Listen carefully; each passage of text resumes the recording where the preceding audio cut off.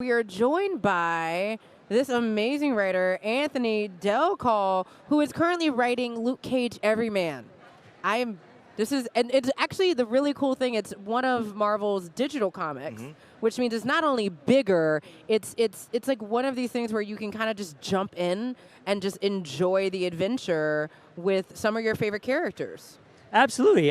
First of all, I'm so happy to be here. So thank you for having me. Thank you for coming. I'm so excited. Yes, I mean, I think one of the whole purposes behind creating the MDO, the Marvel Direct Only, was that sort of bingeable quality. And if you look at it, I mean, it's Luke Cage, it's Jessica Jones. These are some of the shows that are on Netflix, which of course you can binge. So I think we almost want to try to recreate that sort of feel or that vibe with the series themselves. Yeah. And they come with more than one chapter, right? So like the first issue is chapter 1 and chapter 2. Yeah, exactly.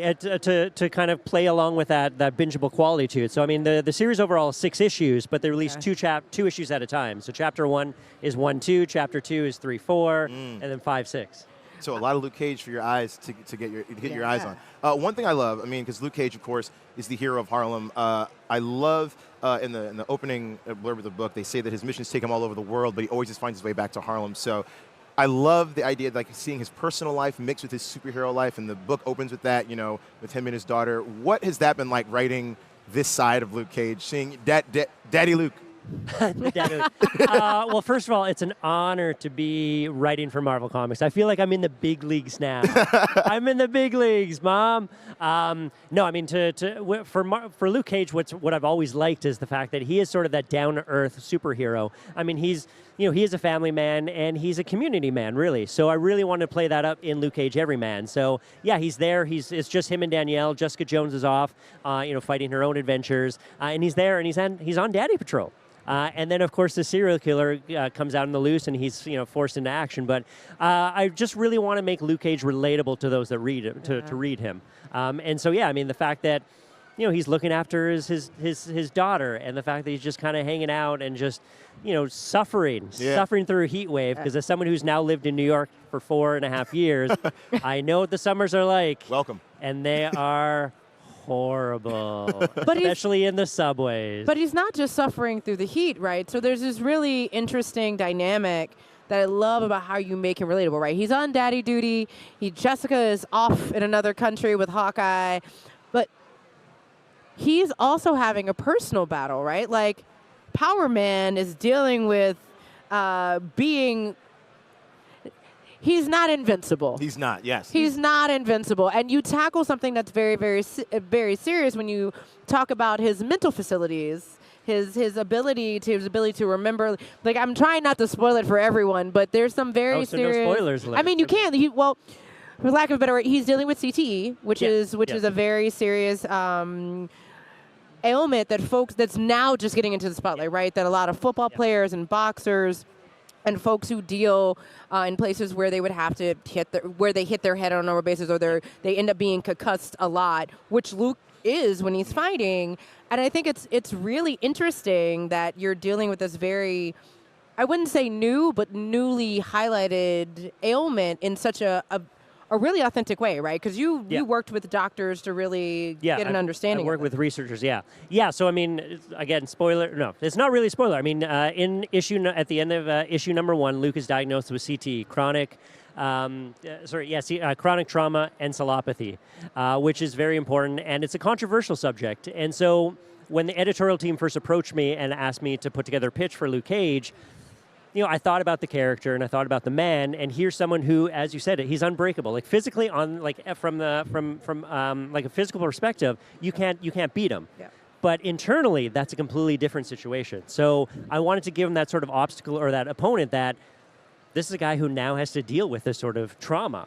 And it's horrible. And so over the course of the 6 issues, we're going to see him go through all the stages of grief. So at first, in issue number 2, he's in denial. Then he gets, then he goes into anger stage, and all these different elements to it. And so I really wanted to explore him as a man, as a superhero, as a father, and as a member of the community. Yeah. Yeah, talking about making him relatable, right? I mean, just having that subject. There are many people out there that are working with researchers just like you about CTE, so I think it's a great way to get that out there and a great medium to get it out there with a character that it works so well. It's like only Luke Cage having this vulnerability would really make it something, because he's a character, like you said, that is so based on like physical strength, and it makes you feel because you feel bad for Luke. It's like he's dealing with this, and he has to set that aside, take care of his family and the community. He still has to be a hero for hire. Even Absolutely, yeah. So, I mean, he's dealing with a serial killer, he's dealing with the heat wave, and now he's dealing with CTE. And, I mean, it really brings everything down to the personal level for him. I mean, what is going to happen to him when he can no longer function like a regular human being, not let alone a superhero, but as an actual human being? What kind of father is he going to be like? And some of the scenes that I've enjoyed writing the most, and some of the scenes that Janoy Lindsay, the artist, has enjoyed illustrating the most, are those emotional scenes, those moments with Danielle, where he wants to tell her, but he can't. Where, because Jessica Jones is not home, she's overseas, he can't talk to her about this. So it's he gets a phone call from her, and he doesn't know what to say. Yeah. And it's just him going through all that. And it's just like when we as human beings have a piece of bad news, or there's something that's life altering, how do we react to that? And Luke he's a human being, and he's going to react to it like we do. And I think the other thing that I love is that it's so well-rounded, right? What you just said, like with Danielle, and there's this moment with bedtime stories that I think is just the most adorable thing ever. But then there's also this moment where Danielle is with her Uncle Danny, and you bring in this aspect of, Luke Cage and his best friend. Like, he has such a well-rounded life here. And it's something that's new and unique, and for me, like in reading modern day Luke Cage, because you don't really get to meet his family, because in other parts of the universe he isn't married yet, or he is married, or it's a different timeline. But Danny is about to also make him very vulnerable. Like, this is a very vulnerable comic. It's very vulnerable. But for those that are watching, please don't think that this is accessible. Yeah, but it's just not a it's not a drama. It's not a dark, independent, artsy movie or artsy comic or something like that. But the art is beautiful. Oh, yes. Janoy Lindsay. It's an all-Canadian team, actually. So I'm Canadian, a boot. Janoy Lindsay is based in Toronto. He's Canadian. Ian Herring, our colorist. So, for some reason, they brought the three Canadians together to tell Luke Cage's story. But, no, I mean, yes, we deal with some serious issues here, but we have all the elements of what makes a great Marvel comic. So we've got, Iron Fist shows up Danny Rand. I mean, we've got battles against Omega Red. And you got a bad person. Oh, yes. We have a real bad person. We have a real bad person. And a mystery. Yeah. Yes, we have a mystery as to who this, there's a bunch of fights. There's a serial killer on the loose. The 1% of Harlem and New York are going down. They're being targeted. So we look at the healthcare system in the United States, and as a Canadian who now lives here, you're tagging on all the issues. You're like, I'm throwing a lot in there. I'm throwing a lot in there, but it's fun. It's a lot of in all seriousness, it's a lot of fun. I mean, we deal with some very serious topics, but it's been a blast. I mean, not only just the story itself, but the writing and everything from editorial through to working with the artists, and now chatting with you guys. Can you believe it? I'm here. This is awesome. This is delightful. Is there a character? Because I always like asking, is there a character that you would like to see show up in Luke's world that maybe he hasn't really interacted with? You're like, if I could just get my hands on for a weekend, just have this person visit Harlem and mix it up with Luke. Wow. These are the skill testing questions now. Wow. They told us you were coming. Oh my God.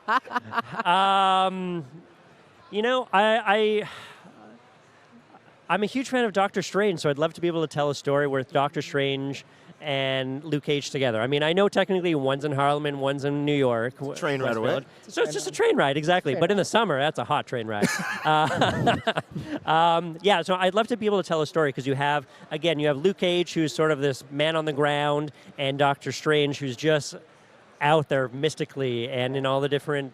intergalactic. Exactly, yeah. So to see the collision between the two of them would be amazing. That's awesome. Well, thank you so much. We're really looking forward. Can you let everyone know when the next issue is coming out? I'm so sorry. Yeah. Yes. Chapter 3 of Luke Cage Everyman will come out. It's a good question. I'm not sure the exact release date. I think maybe around October 20th. And then the collected trade will be coming out at the end of November. So I think the 28th or so of November.